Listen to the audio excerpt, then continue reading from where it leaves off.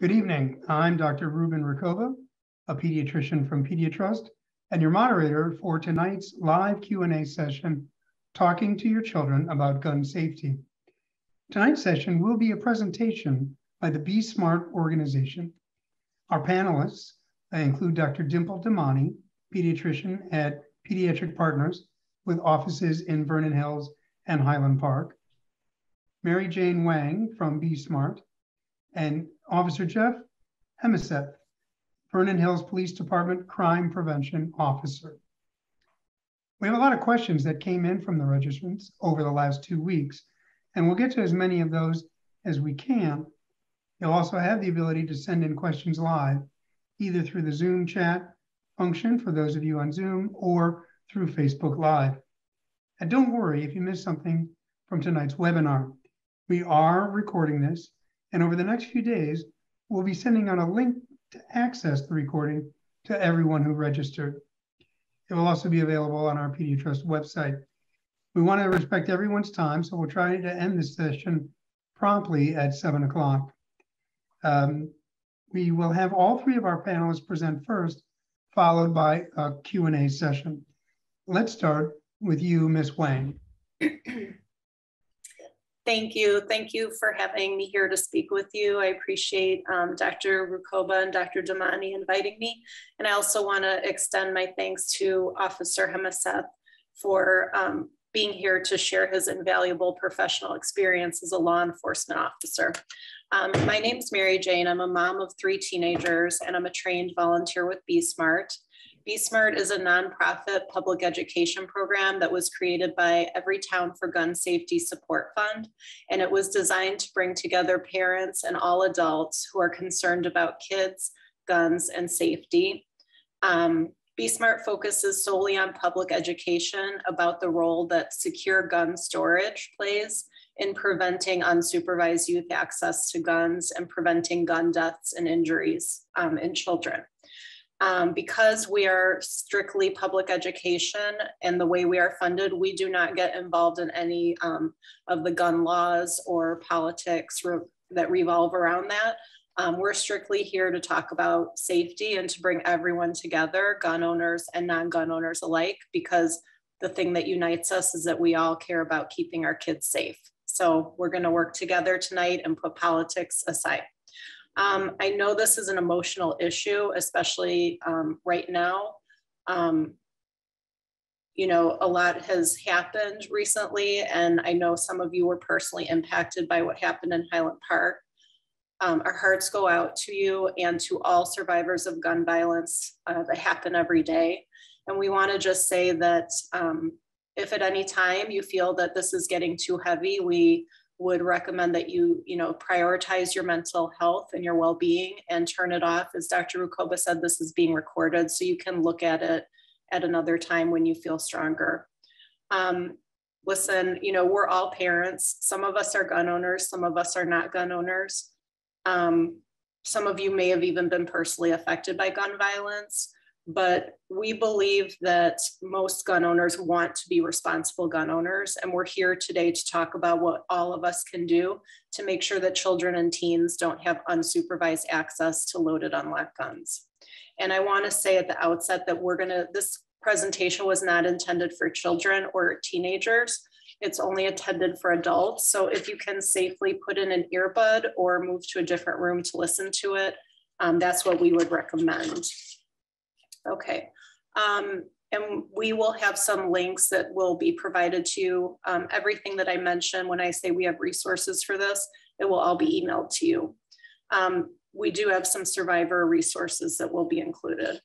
So we're gonna go to the next slide, and we're gonna watch a short video that introduces what we'll be learning about today. It's a 3-minute video. And I want to warn you, it does include one person's story of their experience with gun violence. So we'll just get that loaded. Just bear with us. They each come from different walks of life.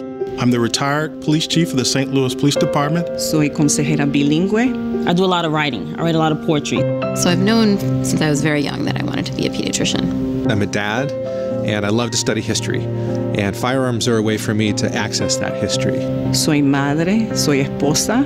I'm a dad, I'm a husband. I'm a mother, an advocate. And I'm a proud military wife and mother. As parents, we all agree that raising happy, healthy children es lo más importante para todos nosotros. And right now, we're dealing with a major national public health issue. My son was at his uncle's house playing with his 13-year-old cousin when his 13-year-old cousin found a gun that was unsecured in a drawer, not realizing that one of the bullets was still in the chamber. So when Jawan told him to put the gun away, he said, "Look, it's not loaded," and pulled the trigger. In approximately 17 minutes, my son was gone. So many of these deaths are unintentional. And when that happens, everybody involved is devastated. anytime a young person dies, you think to yourself that, this is something that could have been prevented. I don't think I ever thought I would see a child with a gunshot injury. But yes, we have all seen them, unfortunately. He was my all. When I look in the back seat now, it's empty, and that's what I'm used to seeing. I'm used to seeing him. Nearly 1,500 American children are killed by guns every year.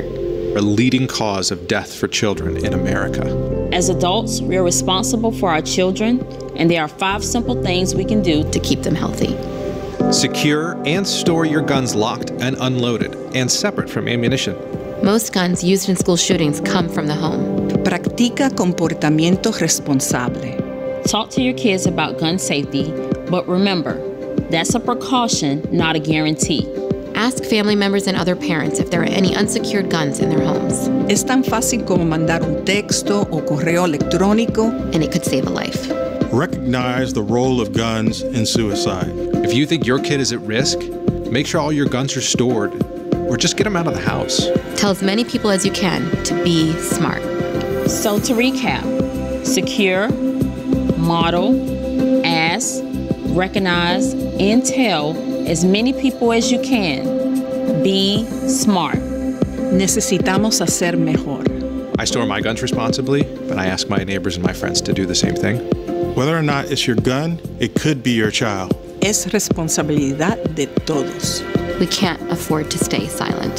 So you all have the power to continue to save lives by remembering that you can be smart.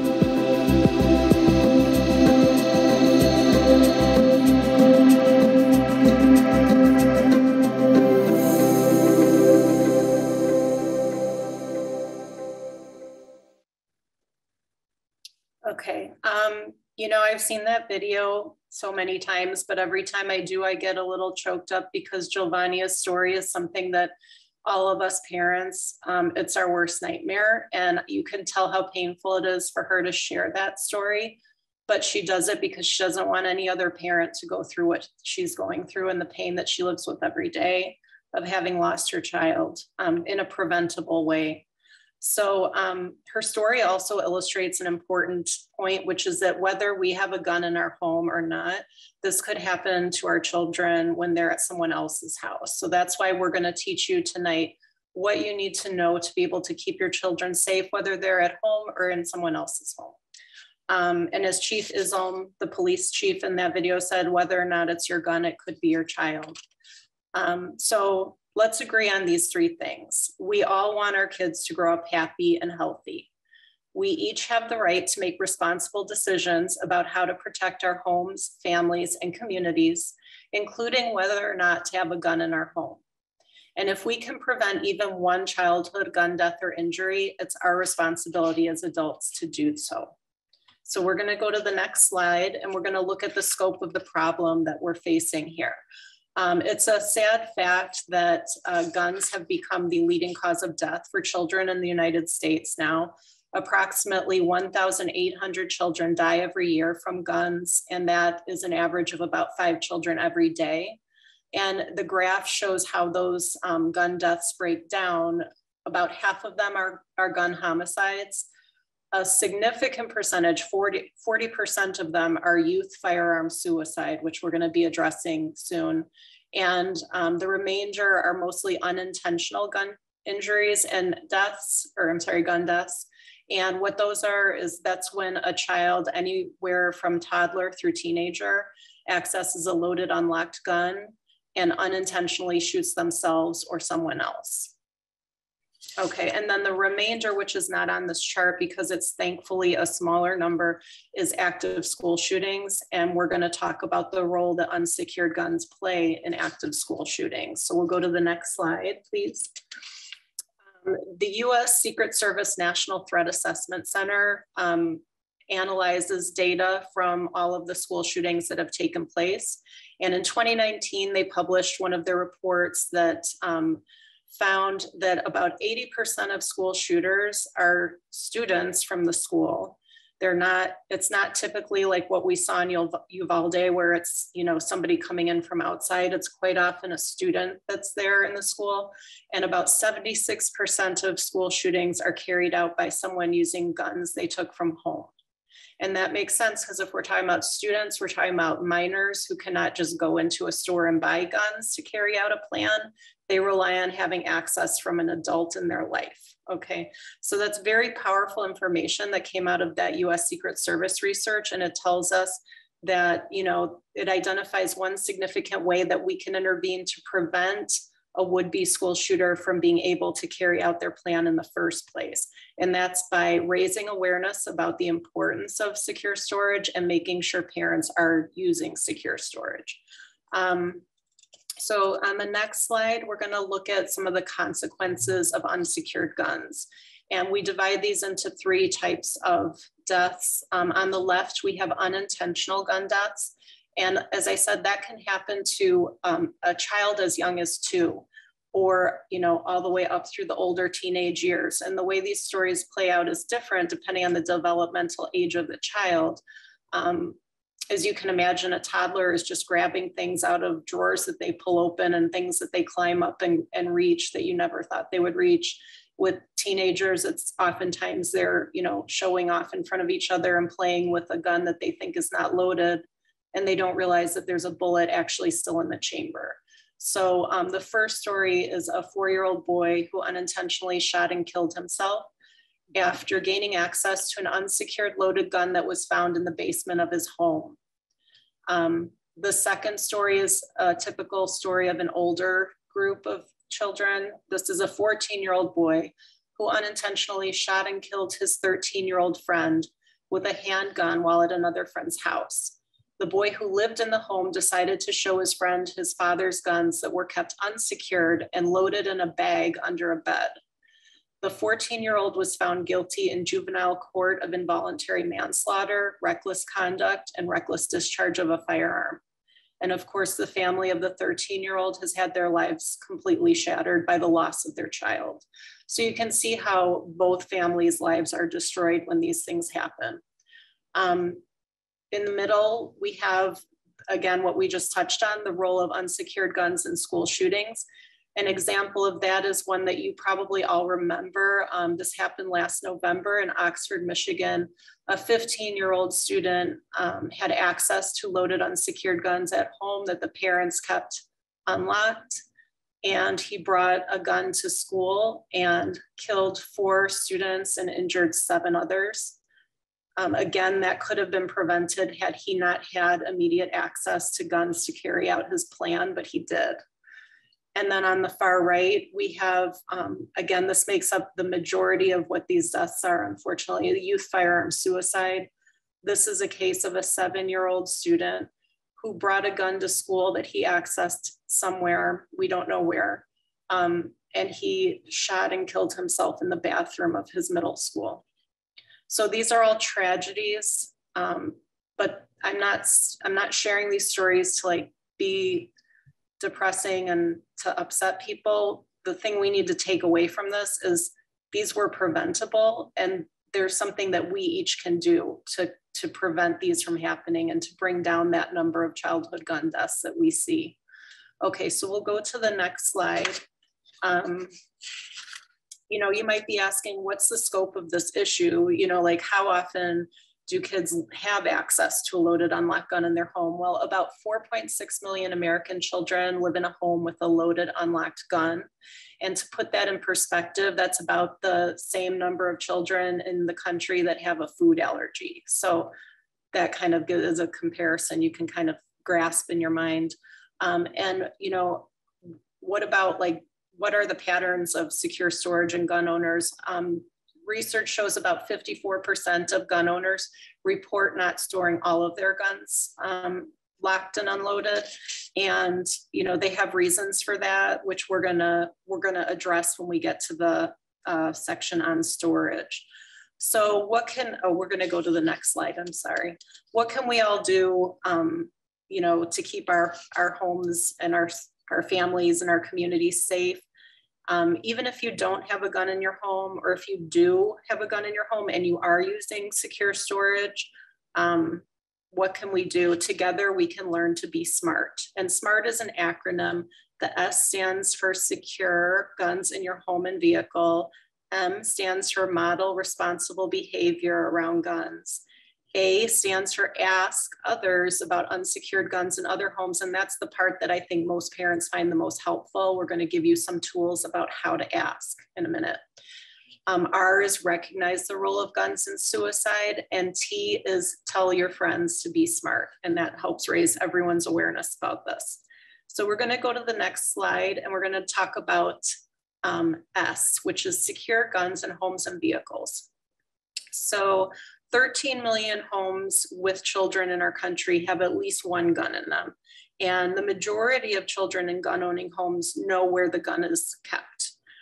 So what does it mean to keep a gun stored responsibly or securely? That means keeping the gun locked and unloaded with ammunition stored separately. Okay, locked and unloaded with ammunition stored separately. And we're gonna talk about in the next slide here, we're going to move to the next slide. We're going to talk about what those different methods of storage can look like. And I want to reiterate that hiding a gun is not securing a gun. Hiding a gun is not an effective method because so many kids find their parents' guns, and that's how those tragedies happen that we just talked about. So here you can see an array. Starting on the left side, you have a full-size gun safe. That's probably the biggest, you know, most secure. Then you have in the middle a lockbox or locker. On the right, you see a vehicle gun safe. Oh, I'm sorry, a vehicle gun safe. And if we go to the next slide, we have on the left a transportable, like for concealed carry, if you need to take your gun with you out of your home. We have a trigger lock, and we have a cable lock. And so what I can say about that is that I'm very sorry there's somebody at my house. What I could say is these are some different methods of keeping guns locked. Contrary to popular belief, locking up guns does not prevent owners from readily accessing their guns. This is a common misconception. And I can speak personally to this. My dad is a gun owner, and he didn't think he was going to leave his gun loaded on the nightstand until he went to this presentation. This was about 5 years ago. And he did not think he could keep his gun locked because he felt if he did, he wouldn't be able to get to it fast enough if someone were to break in. So Officer Hemesath, I wanted to draw on your expertise and ask you, you know, what would you say to a gun owner who, like my dad, you know, is keeping a gun for protection, for in case someone breaks in the middle of the night and feels that they won't be able to get their gun in time to use it if they keep it locked? Well, thank you, MaryJane. I mean, there's a lot of variables to consider in any situation. And if you feel someone's coming into your house, the first thing I want to do is call 911, get police on the way. But if you are waking up in the middle of the night and you're groggy, the last thing you want to handle is a handgun. I store my gun in a safe, and I know that if I need to get to it, I can unlock the safe, get the gun, take the trigger lock off it, load a magazine, and be ready to go in probably 20 to 30 seconds. But that's because I practice. And you should, you know, if you want to be a good gun owner, should, like, as you said, those common sense approaches of keeping the gun locked, unloaded separately. But if you feel that you need to get to that gun, then you need to practice. You need to practice how to get to the gun, how to load it, and just be alert and ready to go. But first thing is call 911. There's horrible stories of people who have, have access to a gun right by their bed. They hear a sound and they shoot a shadow, and it's a family member. You want to know what the threat is. In the event of a burglar, they just want to get in and out of the house as quick as possible. If confronted by the homeowner, they're probably just going to take off running. So, I mean, the last thing you want to do is start shooting rounds off at shadows in the night. Yeah. And if somebody's interested in getting a cable lock, do the police departments generally offer those do you have to be a resident to get one of your police department? So the Vernon Hills Police Department offer the cable lock as depicted here. We will not ask for your, information, whether you live in town or work in town. Just stop in and say, I'd like to pick up a cable lock, and we will give you one, no charge. And I know a lot of police departments offer that service. So if you live outside of Vernon Hills, you can call. You could probably, just see if they have those available. They're very simple to use, and primarily they're used in conjunction with the I think most guns when they're sold come with a trigger lock. So it's not something it's new. I mean, the guns when they're sold, I think the trigger lock should come with them as well. Okay, and you recommend using not just a trigger lock or not just a cable lock, but ideally one of those also in a gun safe of some sort, correct? Yeah, I use one or the other along with storing it in my safe. Not only the safe, I think on the other slide, there was a middle safe, but it's also the safe should be secured. It should be secured to the ground, the wall. A burglar comes in a house and they see a safe, they're not going to try to get into it. They're just going to take the safe. Mm-hmm. So, make sure that safe is secured to wherever you have it in the home. And I would discourage people from putting a safe in their bedroom, because that's the first room that a burglar will look in. That's probably the first room a curious kid will look in. There's all kinds of options. You want to put it in a place that is not a typical place that the burglar's always going to look in the master bedroom. So I would never put a safe in the master bedroom. Interesting. Okay. And I know you and I have talked about how there are not just these methods, but there are other methods on the market now that are designed to look like, like a fireplace mantle or a shelf on the wall, and no one can tell that it's a gun safe, but that can deter theft, because also a burglar is not going to think to look at that shelf on the wall and think that's a gun safe. Sure. I mean, there's mantle clocks that are gun safes. There are picture frames that are gun safes. Mm-hmm. They use like a fob to open it, so they're not just they can be accessible, but they're locked. If you look on YouTube, Amazon, or just Google, you'll come across all kinds of innovative ways to secure a gun. I saw a box spring that it was a fake box spring, but it was a gun safe. So wow. You lift up your mattress, and you can have your guns stored in a fake box spring. It's pretty expensive, but it's very secure. And if you want it, probably pretty easily accessible. If you're in your bedroom.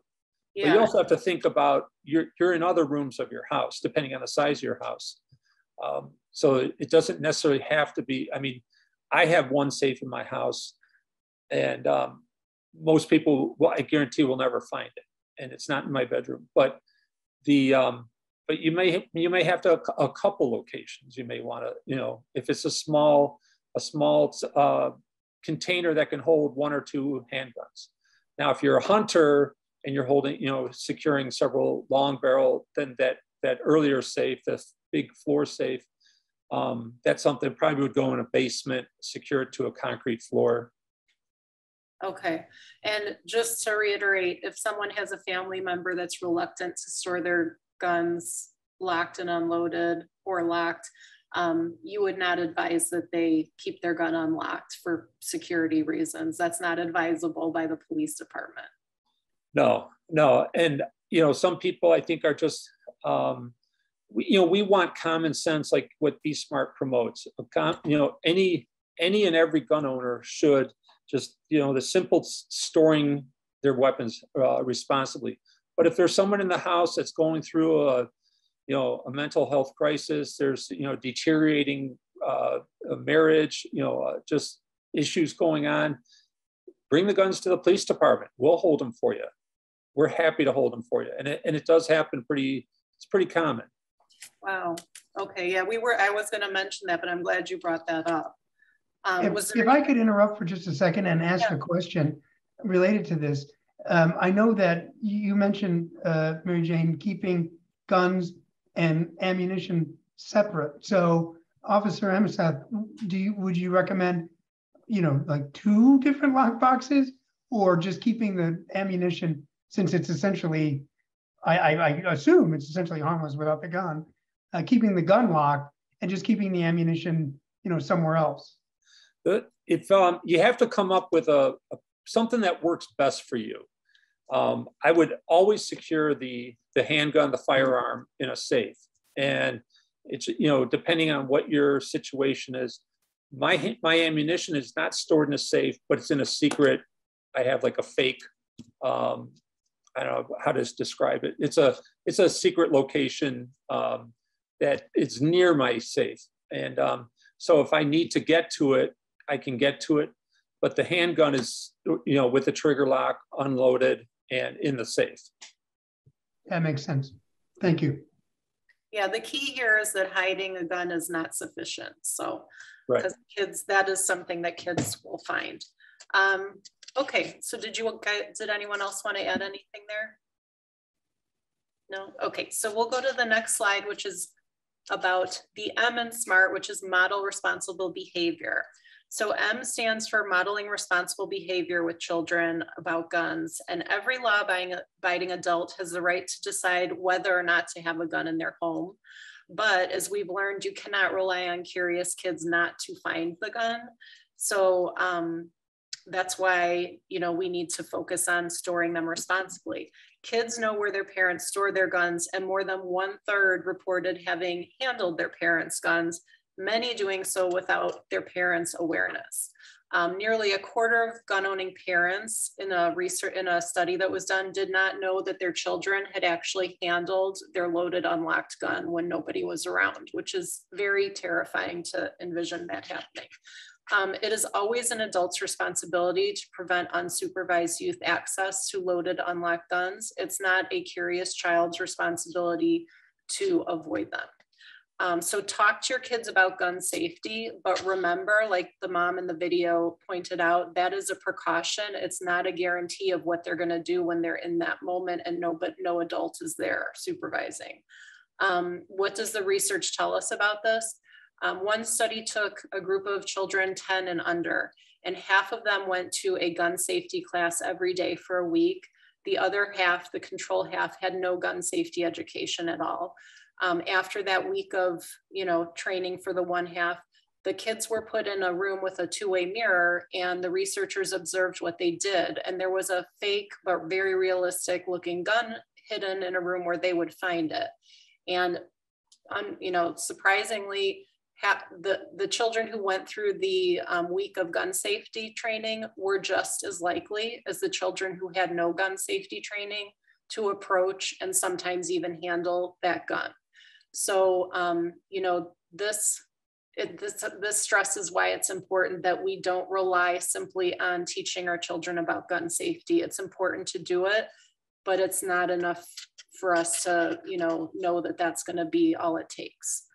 And also, we cannot control the environment that our kids are in when they go to someone else's house. So you should definitely teach them not to touch a gun if they find one. We tell parents, teach kids, if you see a gun, don't touch it. Assume any gun you see is real. There's a lot of real guns that are made to look like toys nowadays. And a lot of toy guns that, a lot of toy guns that look real. So we recommend, tell your children, don't touch the gun, assume every gun they see is real, assume every gun they see is loaded, and leave the room immediately and go get a grown-up. We have a handout about how to talk to your children about this, and that will be available to you in the email. So we're going to go to the next slide. We're going to talk about what most parents find, what most parents find the most helpful part of this presentation, and that is asking about unsecured guns in other homes. Hold on one second, I'm sorry. Sorry about that. Okay, so asking is important because whether you you might not have a gun in your home, but you don't know about other places that your child visits. For example, I didn't know that my father had a gun in his home the whole time my children were growing up. So that's my own dad. I had no idea. It's important that we all learn to ask about this the same way we ask about other safety questions. Like, what are some things that as parents we're used to asking other people? Well, we're used to asking other parents about food allergies, or whether they have a pet, you know, whether they have a pool on their property, whether they need a car seat to take our kids somewhere and carpool. We're used to asking with older kids whether there will be an adult supervising the group that's coming over after the homecoming party, or whether there will be alcohol access. Asking about unsecured guns in the home should be no different. And it's just something that is sort of a taboo subject in our society, but we're here to give you the tools that you need to be able to like have this conversation, because your children's lives are at stake. So we're going to go to the next slide. This is it's a little busy, but on the left side, we have tips that you can use on how to ask. And on the right side, we have an example text to a parent. And all of this is going to be given to you, so you don't need to take notes. But the first thing we say is that instead of asking, do you have a gun in your home, or are you a gun owner? Because that can sometimes be a little off-putting to someone. They don't know where you're coming from with that question. We recommend that you phrase it this way. If you have a gun in your home, could you tell me how it's stored? We also don't recommend that you say, if you have a gun in your home, is it stored securely? Because you don't know what securely means to that person. That's a subjective, that could be very subjective. Somebody might think keeping it hidden in a closet in a shoebox up high on a shelf is storing it securely. So you say, if you have a gun in the home, could you please tell me how it's stored? We recommend you blame it on your pediatrician, or blame it on us, you know, for having been to this presentation. Say like, you know, I never thought to ask this, but I just saw this presentation about this, and so I guess I'm supposed to ask about it.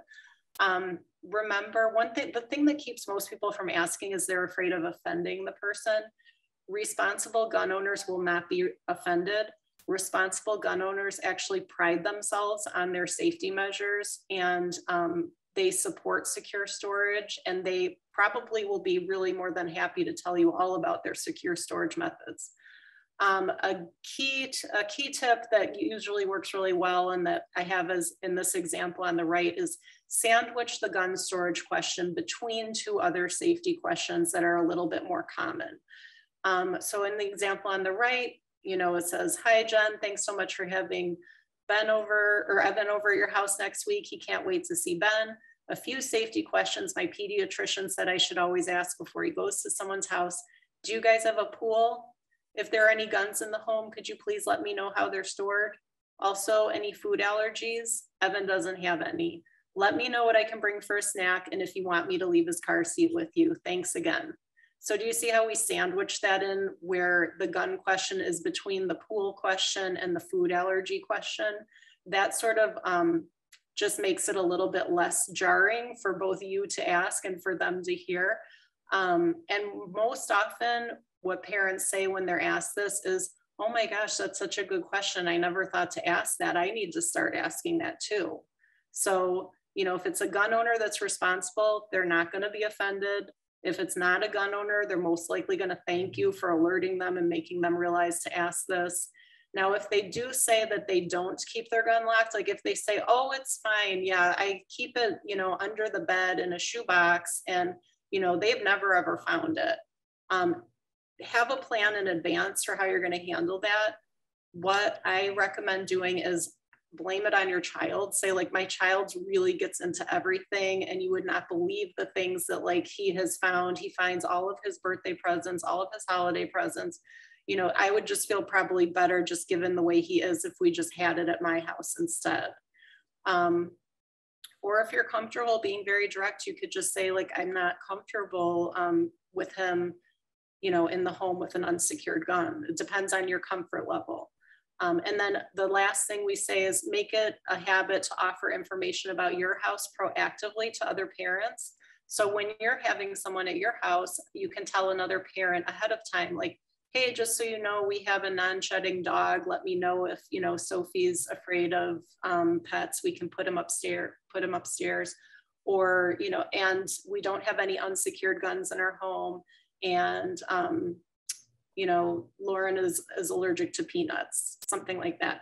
Or if you have a gun in your home, you can say, and we have no unsecured guns in our home. Or you could say, we have guns in our home, but they're all locked and unloaded. Okay.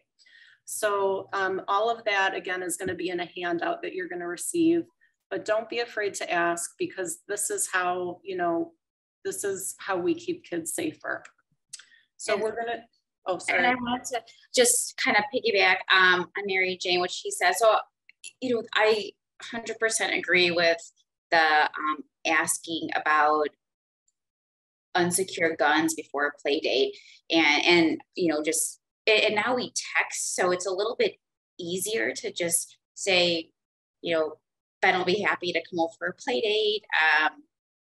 He doesn't have any allergies. You know, do you have any unsecured guns in the home? And then just go forward. So it's it does make it a little bit easier when you're not talking to them like directly. But the more you do it, the more comfortable you're going to feel asking. And so after I started being on the panel for these presentations, of course, I started asking too. And the parents have always said, thank you for asking. I've always wanted to ask, but I've never known how to. And the other thing is, you can't judge a book by its cover. Just, you know, there are families in all different types of neighborhoods who do have guns. So even if you're like, no, there's no way they could have a gun, you just never know. The other thing is, as a pediatrician now in our practice, and I'm hoping more practices and doctors are doing this, but we're asking families if they have guns in the home and how are they secured. So that gives us a time, a teachable moment to just make sure that we are helping people secure their guns safely. And that's so amazing, because that's how, you know, we make this easier for parents to do this too. When they hear their pediatrician ask them, when they hear their friend ask them, you know, these are all things that just normalize this conversation, because it's just a safety issue like everything else. There shouldn't be a stigma associated with it. So I really appreciate you sharing that, and the fact that you ask your patients. That's fantastic. Okay, so, oh, and also what you pointed out, that there's no typical gun owner. You know, you don't know who has a gun in their home unless you ask. Okay, so we're gonna go to the next slide. We're getting almost through the end here. We're at R in SMART, which is recognize the role of guns in suicide. Access to a loaded gun can mean the difference between life and death for someone in a mental health crisis. And it's important to understand that when it comes to suicide, the method determines the chance of survival.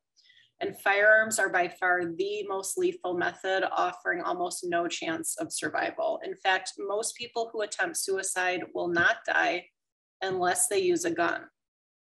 That's something that I did not really realize until I started doing this. 90% of suicide attempts using a gun are fatal. And, you know, they're quick and they're irreversible when used as a method. Many of the other most widely used suicide methods have case fatality rates below 5%. And most allow the person in crisis to back out midway if they change their mind and want to call for help. Guns do not offer a child that opportunity. Unfortunately, the tragic fact is that 41% of child suicides do involve the use of a gun. And the saddest fact is that when children and teens die from firearm suicide, 80% of those children who died used a gun belonging to their family member. And believe me, those family members will give anything to be able to turn back the clock and lock that gun up. Another thing that makes the stakes so high is that sometimes these things can happen with very little warning. When suicide survivors are interviewed, the average amount of time that they report having deliberated between their the decision to die by suicide and completing the attempt is only 10 to 20 minutes spent deliberating.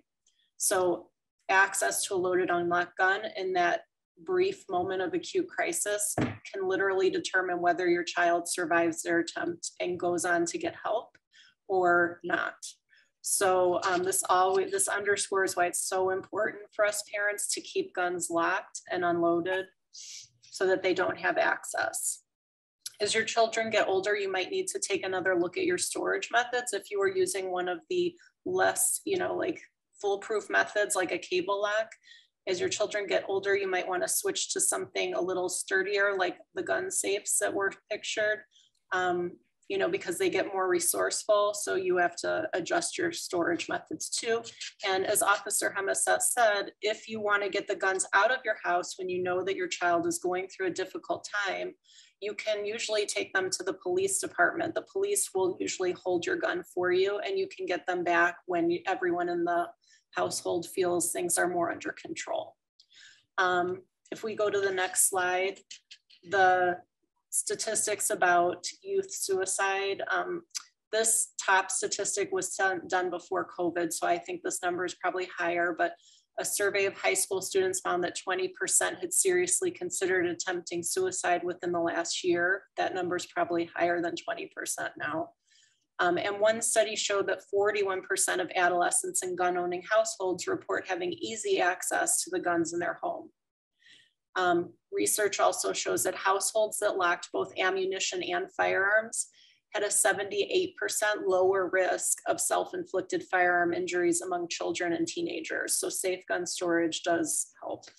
And on our next slide, if anyone, you're gonna get this in your resources that are emailed to you, but these are some hotline and access numbers that you can use if you have somebody in your life who's in crisis. And we also have, again, resources for survivors. Okay, so we're gonna go to the last slide, and that is T. We're at the end. The T in SMART stands for tell everyone you know to be smart. This is the power of this presentation. And remember what Giovannia said in the video, that mother who lost her child. Now you all have the power to save lives by asking others to be smart. So that concludes what I have to add to this, but all of our handouts are available. If you want to go to the next slide, our handouts are available at besmart4kids.org under resources. There's a tab at the top right that says resources. And if you would like to get involved with Be Smart, you can text SMART to 64433. That's SMART to 64433. Thank you.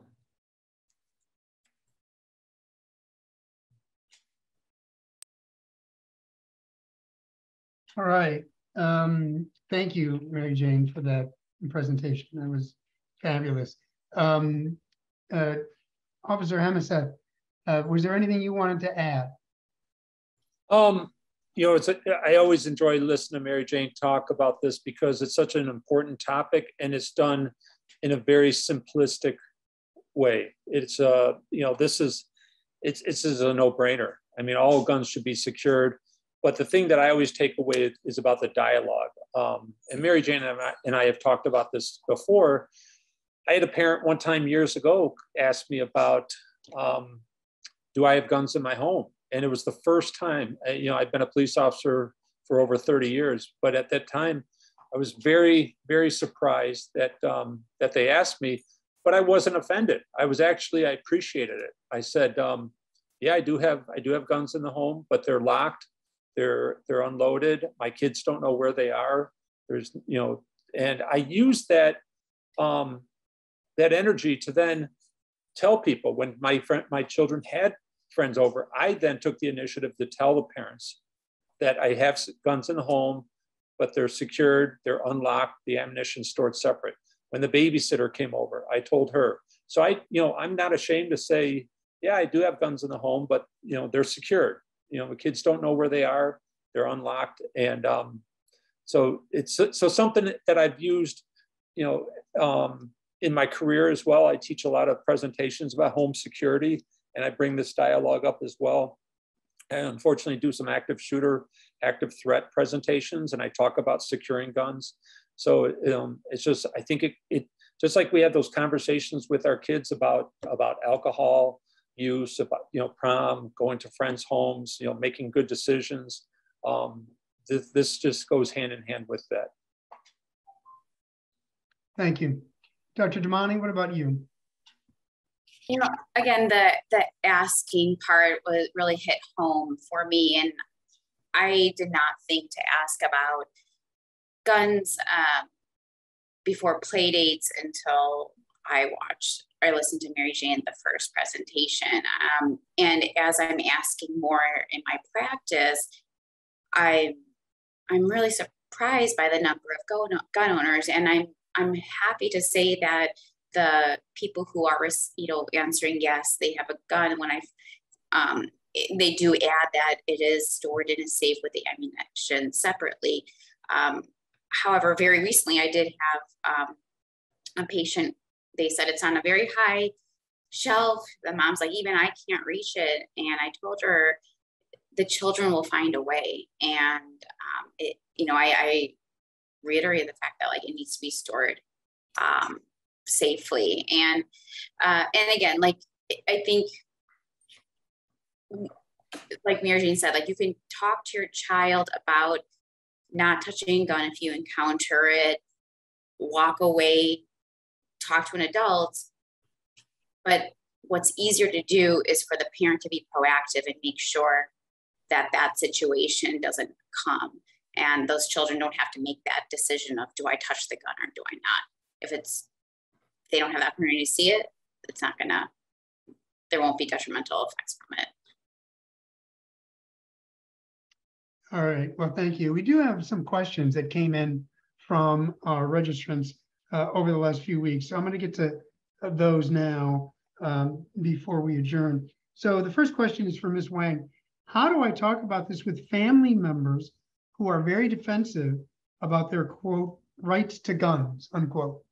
Okay. I have a family member who's very defensive about his right to guns too. I would clarify that you're not talking about their right to own a gun. We support their right to own a gun. It is their right. No one is arguing their right to own a gun. What we're talking about is the fact that with that right comes enormous responsibility, especially when there are children that can access that gun. In the case of my dad, my children didn't live with him, but they spent time at his house and they very well could have accessed his gun on multiple occasions. So stress with them, this isn't about whether or not you can have your gun or should have your gun. It's about the responsible way to keep your gun secured so that children don't have unsupervised access. So it's really very simple. Thank you. Dr. Damani, this next question is for you. One parent asked, how can we discuss gun violence and safety with our children without scaring them? So that's a really good question. And it's important to first know what your child already knows about guns or gun violence. They may have heard things from friends or seen things on TV or social media that you may not be aware of. Kids, especially younger kids, even older kids, they want to know that they're safe. So to help prevent them from feeling scared about gun violence, school shootings, what happened in Highland Park at the parade, you want to just reiterate the fact that we do everything we can to keep them safe.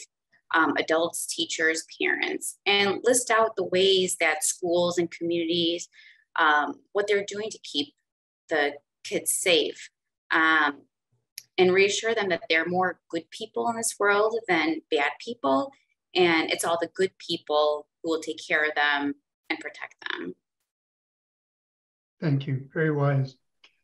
Officer Hemesath, one parent asked, what is an airsoft gun and should it be stored in the same way as a regular firearm? Well, an airsoft gun, I mean, it looks just like a gun and it shoots out a little plastic, projectile, which can definitely cause an injury. I mean, it can cause it, it could break the skin if depending on how close the person is, especially can hit the eye. But I would not have them in the house at all. I would not get airsoft or pellet guns for my kids. And I think MaryJane mentioned it a little briefly in her presentation, is that the airsoft pellet guns, they're made to look just like a real gun. And as a police officer, I've encountered several incidents throughout my career where I was confronted with a look-alike gun. And, the consequences could have been deadly. Fortunately, it wasn't. There's all kinds of incidents where people also have real guns that look like toys. They're made to look like pink or fun colors, but they're a real gun. So I as a parent, as a police officer, I would tell anyone that I know, I would not even I would never get my kid an airsoft or a pellet gun. All right, thank you. Good advice. Here's one for Ms. Wang. When peer pressure puts you in a situation with a loaded gun, how do you exit without getting hurt? So as parents, we have conversations with our kids regularly about other safety issues, like, what to do if you're with a group of people and something happens, like there's drugs or there's alcohol or there's drunk driving. Include this in your discussion of safety planning with them. What I would do is give them some escape plans. One would be they can go to the bathroom with their phone and come back and say that my mom just texted me. She said, I'm in huge trouble. I have to get home right now. I don't even know what I did this time. Just kind of like play it off like that and just leave. Another thing some families do is they have a code word or a letter, like just the letter X, that it's agreed upon that if the child texts the parent that code word or letter, the parent will send them a text or a phone call, will call them and say something to that effect, like, I need you to get home right now. I'll explain why when you get here. And then, make sure that the child knows that there's not going to be repercussions, that, they're not going to be in trouble and that you're going to be there to help them so that they're not afraid to do that, and just repeatedly make that clear to them that, when you're in a situation, if it ever gets to the point where you don't feel safe, we will come and get you and we won't ask you questions and you won't be in trouble. Like, we just want to make sure you're safe. So that's what I would tell parents who are concerned about their children being in a situation with guns and peer pressure. Thank you. And just like anything else, you and Officer Hemesath have said, it's all about preparation. Yep. And laying the groundwork well before they get into that situation. Dr. Damani, one parent asked, what age is it appropriate to talk to your children about gun violence stories that they see on television? What is your opinion? Yeah, so it really depends on what your child has witnessed themselves, seen on TV, or what information they've heard from others. You want to follow their lead when having these conversations and kind of keep your questions open-ended when you start. So, for example, again, talking about the Highland Park tragedy, a child who was there will definitely have a different experience than somebody who maybe heard about it from a friend at school. Overall, typically it's kids over 5 who begin to retain information better. They're more in tune to what's happening around them. And when you're talking about just gun violence in general, with younger children, you want to keep it basic. You want to use kid-friendly terms. For example, you can, instead of shooter, you can say bad guy. As I mentioned before, mention the helpers, and there's so many helpers, but just one bad guy. And it's important to answer your children's questions honestly, but you can still refrain from giving them more information that they need. I advise not having the news on in the background at home, or having detailed conversations or discussions about crime and violence with adults in front of younger kids, because you think your child might be doing their Legos, but they're still listening to what you're saying. So yeah, you know, overall, like, it really just depends on the age and maturity of your child and what they've witnessed. But overall, 5 is when kids grasp these concepts a little bit more. Thank you. Officer Hemesath, here's a good question for you. If you've ever been a young boy or have them in your house, you know that even if you don't have guns in the house, or fake guns, toy guns, anything like that, kids are still gonna just walk around pretending that they have a gun. How do you address the topic of guns with young boys who want to play with fake guns or play that they're police officers and play that way? How do you address that? That's a great question. So I have 3 daughters, so I never had to deal with that as a parent. But there's always a natural curiosity as when I was a child, wanting to see guns. But during my encounters with kids, they always look at my gun. When I had a gun belt on, they would look at my gun, and they'd ask me questions. And have you ever used your gun? And I said, usually, unfortunately, in my career, I've only used it for target. I've used it for practice. But I said, my gun stays locked in my hip. I point to it. I said, it stays there. And then when I go home, it goes into my safe and it stays there. And there's so much more about the job than my gun. I've had the I've been fortunate to save lives. And I said, that's the greatest thing about the job. It's not about using my gun. It's about helping people. And, I usually just try to just let them know that gun it's a very dangerous piece of my equipment, and it stays locked. And the only time I get it out is for target practice. Thank you. Dr. Damani, this is a follow-up, I guess, to that last question. That was more about gun violence stories they see on TV. Well, what is an appropriate age to start the conversation about guns with the kids in your own family?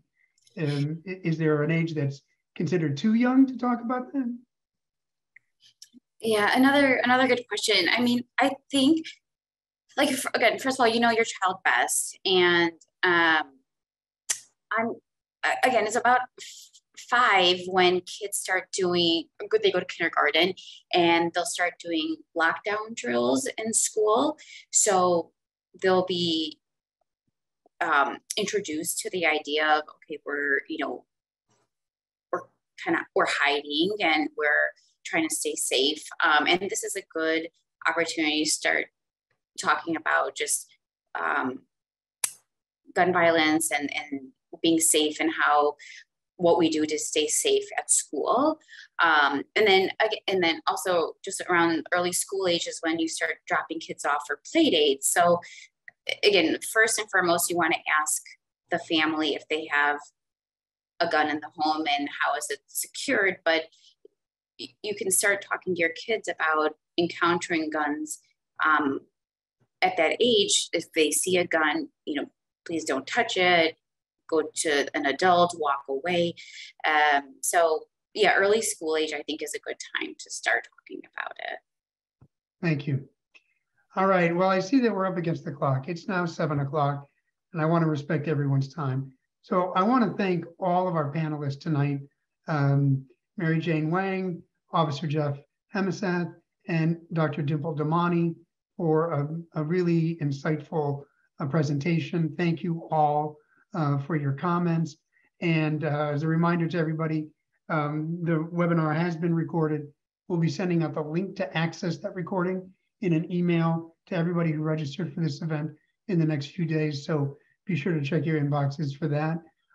Again, thanks to all of our panelists, and hopefully everybody out there with guns in their home will do what they can to be smart and keep them safe and securely stored. And, be sure to ask those questions when your kids go for play dates. So thanks again, and everybody have a good evening.